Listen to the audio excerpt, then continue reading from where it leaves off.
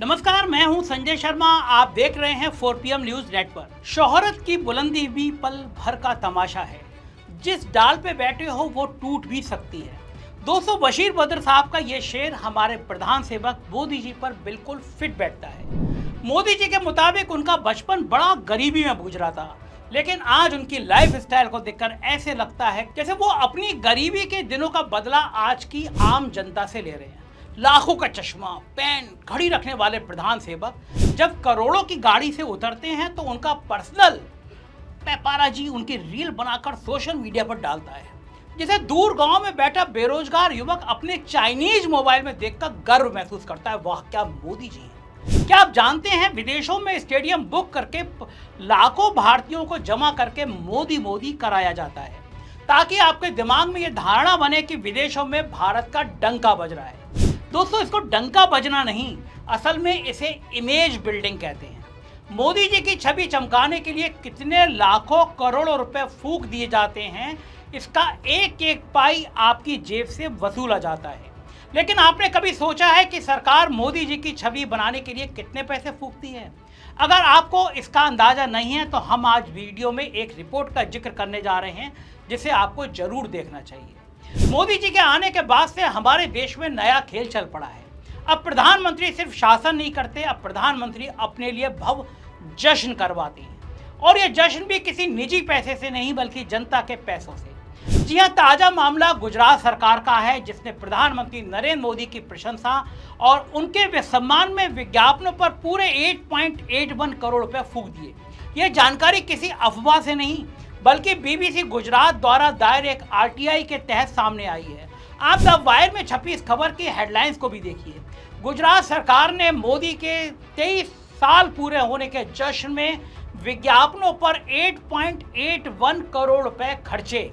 लेकिन यह मौका कोई छोटा मोटा नहीं था, बल्कि मोदी जी के गुजरात से सत्ता की गद्दी से लेकर प्रधानमंत्री की गद्दी पर आसीन होने तक के 23 साल के जश्न के हैं। ये अजीबोगरीब मौका है। अब सोचिए, किसी चीज के 10, 15 या 25 साल पूरे होने पर जश्न मनाना आम बात है, लेकिन यहाँ मामला थोड़ा अलग है। ये विज्ञापन किसी 25वीं सालगिरह या 50 साल पूरे होने पर नहीं दिए गए, बल्कि मोदी जी के सार्वजनिक पद पर 23 साल पूरे होने के जश्न में दिए गए। 7 अक्टूबर 2024 को गुजरात सरकार के विज्ञापन देखे गए। उनमें से एक में प्रधानमंत्री नरेंद्र मोदी के सार्वजनिक पद पर 23 साल के सफल और सक्षम नेतृत्व का गुणगान किया गया था। एक और विज्ञापन जो एक प्रमुख गुजराती दैनिक में प्रकाशित हुआ, उसका शीर्षक था विकास सप्ताह, सफल और सक्षम नेतृत्व के 23 साल।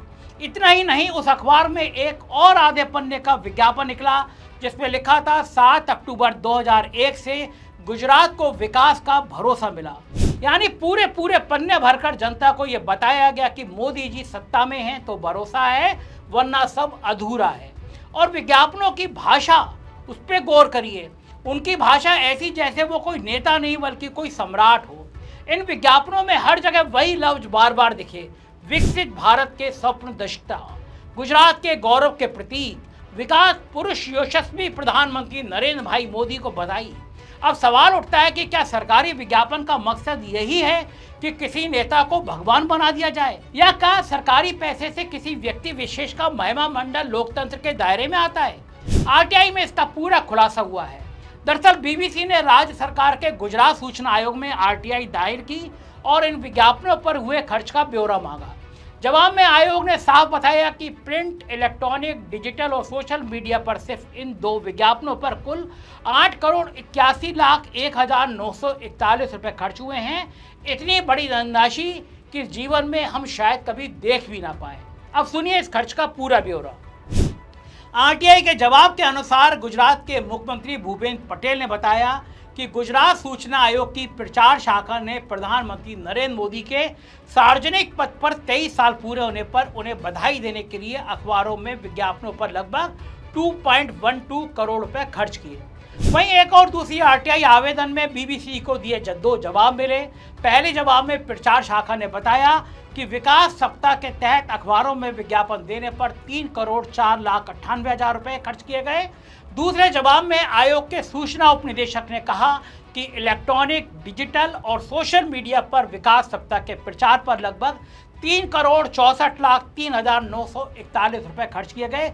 अब जोड़कर देखिए, 2.12 करोड़ प्लस 3.04 करोड़ प्लस 3.64 करोड़, लगभग 8.81 करोड़ रुपए। यानी जनता की गाड़ी कमाई का 8.81 करोड़ रुपया सीधा मोदी जी के 23 साल के महिमा मंडल पर उड़ा दिया गया। मतलब एक चाय वाले ने आपकी 10 साल की मेहनत से कमाई गई डिग्री पर थूक दिया। अब इसको लेकर बीजेपी से पूछा गया तो उनके प्रवक्ता अनजान बन गए। बीबीसी ने जब इस पर गुजरात भाजपा से सवाल किया तो प्रवक्ता योगेश दवे ने बड़ा ही दिलचस्प जवाब दिया। उन्होंने कहा, ऐसा कोई भी खर्च मेरी जानकारी से परे है। मतलब विज्ञापन पूरे गुजरात में छपते हैं, टीवी और सोशल मीडिया पर बाढ़ आती है, आरटीआई में आंकड़े सामने आ जाते हैं, लेकिन पार्टी प्रवक्ता कहते हैं हमें नहीं पता। वाह साहब वाह। मैं हैरान हूं कि दुनिया भर के हर विषय पर बात करने वाले जब प्रवक्ताओं से यह जानकारी छूट कैसे गई। क्या यह भोलेपन का नाटक है या फिर पता है लेकिन मानेंगे नहीं वाली राजनीति। फिर जब उनसे और पूछा गया तो लगे वही राग अलापने, ऑडिट का बहाना देने लगे। दवे ने आगे कहा, अगर खर्च हुआ भी है तो सभी सरकारी व्यय का नियमों के अनुसार ऑडिट किया जाता है। फिर उन्होंने बड़ी मासूमियत से जोड़ा, अगर कोई गलत खर्च होता है तो किसी की छवि चमकाने के लिए खर्च होता है या संवैधानिक प्रावधानों के विपरीत खर्च होता है तो ऑडिटर उसे पकड़ लेते हैं। और ये बात सीएजी रिपोर्ट में भी आती है। सरकार में कहीं भी ऐसा कोई गलत काम नहीं होता। वाह, मतलब सब कुछ ऑडिट के नाम पर सही ठहरा दिया गया। तो क्या जनता को अब अपने पैसों के इस्तेमाल पर सवाल उठाने का हक नहीं है? क्या हमें सिर्फ सीएजी रिपोर्ट का इंतजार करना चाहिए? तब तक मोदी जी की महिमा गाते रहना चाहिए? इस बीच राजनीतिक और कानूनी विशेषज्ञ इस खर्च को पूरी तरह से अनुचित और जनता के पैसे की बर्बादी बता रहे हैं, क्योंकि सरकार का पैसा जनता की सुविधा और योजनाओं पर खर्च होना चाहिए, ना कि किसी व्यक्ति विशेष की इमेज पर। लेकिन यहाँ तो पूरा सिस्टम मोदी जी के गौरवगान में लग गया है। इसके साथ ही सुप्रीम कोर्ट के आदेश का खुलेआम उल्लंघन किया गया है। आपको याद दिला दूं कि 2015 में सुप्रीम कोर्ट ने कॉमन कॉज नामक जनहित याचिका पर सुनवाई करते हुए सरकारी विज्ञापनों और सरकारी योजनाओं के प्रचार के लिए सार्वजनिक धन के इस्तेमाल पर एक समिति का गठन किया था। उस समिति का नाम था सरकारी विज्ञापन में विषय वस्तु विनियमन समिति। इस 3 सदस्यीय समिति ने अपने दिशा निर्देशों में साफ कहा था कि सरकारी विज्ञापनों में राजनीतिक तटस्थता बनाई रखी जानी चाहिए और विज्ञापनों में किसी भी राजनेता का महिमा मंडन नहीं होना चाहिए। अब जरा गुजरात सरकार के इन विज्ञापनों को देख लीजिए। क्या इनमें तटस्थता है या सिर्फ मोदी जी का महिमा मंडल है? क्या सुप्रीम कोर्ट के आदेश का यह उल्लंघन नहीं है? रॉक स्टार फिल्म का एक डायलॉग है, image is everything and everything is image. Modi ji के लिए उनकी इमेज सब कुछ है, तभी राज्य सरकारें उनको खुश करने के लिए विज्ञापनों में मोदी जी को विकास पुरुष बताती है, जबकि ये सब उनको प्रचार पुरुष बना देता है।